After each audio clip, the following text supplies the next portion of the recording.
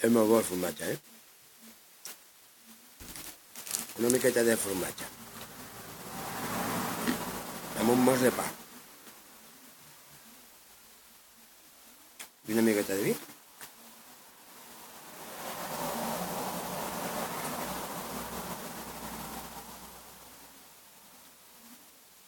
Et fa pensar. Fa pensar. Ara mateix estic pensant jo amb el Puigdemont, que no sap si no el detindran encara a Copenhague. Un tio honest com el Puigdemont. Mare mia.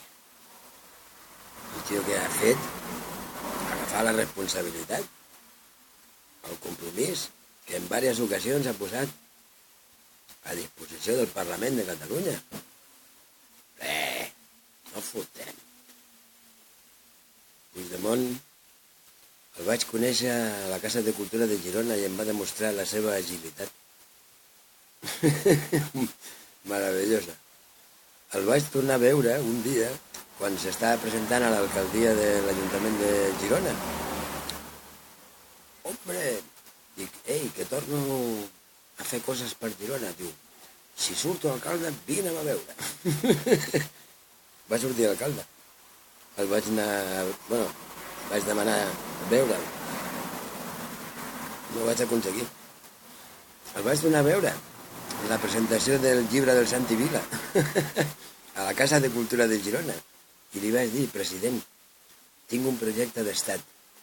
I em va donar l'adreça, el telèfon, l'email del seu staff.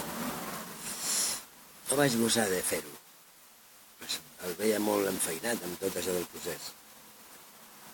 Avui el president del Parlament de Catalunya l'ha nomenat com a candidat a la presidència de la Generalitat.